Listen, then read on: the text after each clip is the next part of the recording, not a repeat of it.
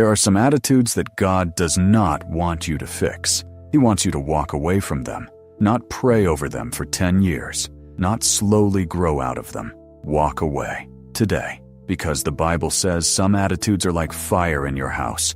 You do not study the fire. You do not decorate around the fire. You leave the room before it burns everything you love. And here is the part most people miss. Some of these attitudes are inside other people, and God tells you to step back from those people. But some of these attitudes are hiding inside you, and you have learned to live with them so long that you do not even feel them anymore. By the end of this, you will know exactly which ones are yours. So let's start with the one that God says He personally stands against, not just dislikes. Stands against, like an enemy on a battlefield. And it is the one almost nobody thinks they have. It is pride. The Bible says in Proverbs that pride comes before a fall. And it says something even scarier. It says God opposes the proud, but gives grace to the humble. Think about that. The proud person is not just struggling. They are pushing against the very help they need most. But here is the trick with pride. It does not feel like pride from the inside. It feels like being right. It feels like, I do not need to say sorry because I did nothing wrong. It feels like, why should I be the one to change? A proud heart always has a good reason to not bend. That is how you know it is there. When you cannot remember the last time you admitted you were wrong, pride is already living in your house. So God says, walk away from pride. Not because He wants to make you small, but because a humble heart is the only heart that can receive His help. The moment you bow your head, He lifts you up. And once you let go of pride, you can finally see the next attitude clearly. Because this next one almost always hides underneath pride, like a root under a tree. And it is the one that slowly poisons the person carrying it, while they think they are only hurting someone else. That attitude is bitterness. The Bible warns about a root of bitterness that grows up and causes trouble and ends up hurting many people. Notice the picture. A root, something underground, something you cannot see until it is spread everywhere. Bitterness starts small. Someone hurt you. They were wrong. The pain was real. But instead of giving it to God, you held it. You replayed it. You fed it. And now it is not a feeling anymore. It is a wall. You cannot enjoy good things because the bad thing is always playing in the back of your mind. Here is the truth nobody likes to hear. Bitterness does not punish the person who hurt you. It punishes you. They are out there living their life. You are the one carrying the heavy rock around all day.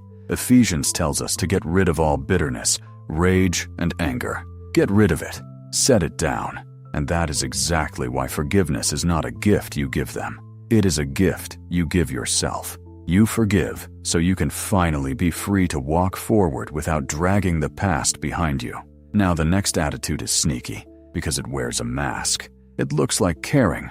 It even sounds spiritual sometimes. But underneath, it is quietly eating a person alive. And you might be surprised how often it shows up in good, church-going people. That attitude is envy. Envy is when someone else's blessing makes you sad instead of glad. They got the job, they got the house, they got the family, and instead of being happy for them, something inside you twists. The Bible says where you have envy, you find every kind of evil thing. Every kind.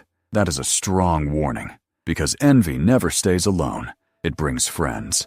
It brings gossip.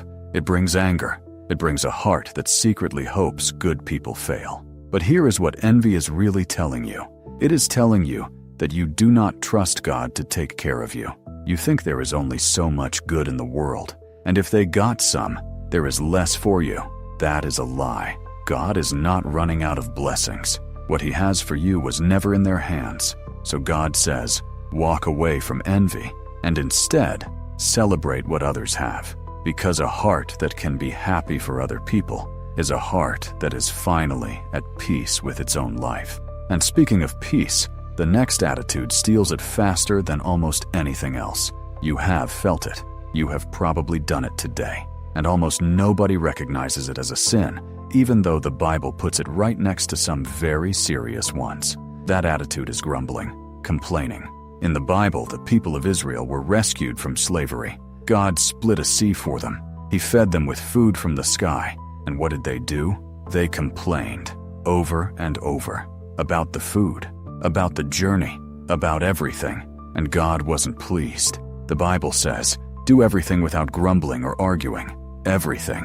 Why would God care so much about a little complaining? Because complaining is the language of an ungrateful heart. When you complain, you are telling God, what you have given me is not good enough. You are staring at the one thing missing and ignoring the 100 things you have. And a heart that complains can never feel full, because there is always one more thing to complain about. So walk away from complaining. Try something different. Try thanking God for the small things, the warm bed, the food, the air, because gratitude turns what you have into enough. And a grateful person is almost impossible to make miserable. Now the next one is not about an attitude inside you. It is about an attitude inside someone else. And God's command here is very direct. He tells you to literally stay away from a certain kind of person because their attitude is contagious. That attitude is anger. The person who is always angry. The Bible says, do not make friends with a hot-tempered person. Do not go around with someone who is easily angered, or you will learn their ways and get trapped. Read that again. You will learn their ways. Anger spreads like a cold. If you spend all your time with people who explode, who hold grudges, who are always fighting someone, you will slowly become like them without even noticing. Their way of seeing the world will become your way. This does not mean you stop loving angry people. It means you do not let their fire become your fire. Sometimes loving someone means loving them from a safe distance, so their storm does not pull you under.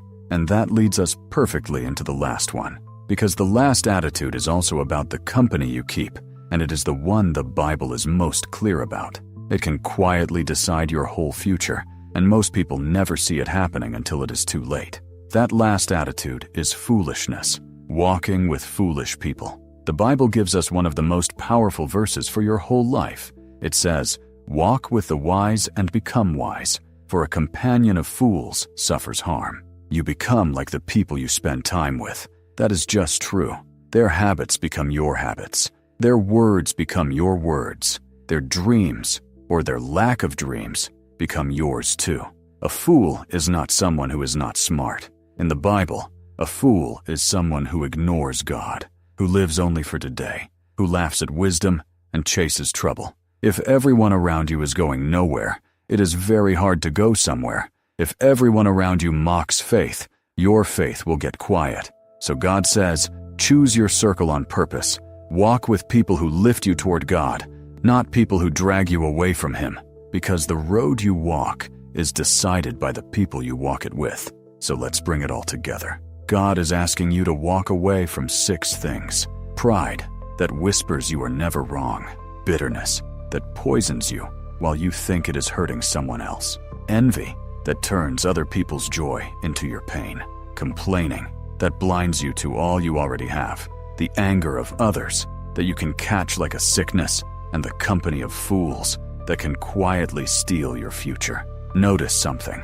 God is not taking these away to leave you empty. He is clearing them out to make room. He removes pride to give you peace. He removes bitterness to give you freedom. He removes envy to give you joy. He removes complaining to give you gratitude. Every single thing He asks you to drop, He is replacing with something better. So today, do not just nod and move on. Pick one, just one of these 6, the one that pinched your heart the most while you were listening. That is the one God is pointing at right now. And walk away from it. Set it down. Leave the burning room. Because the life God has for you is on the other side of the things you finally stop carrying.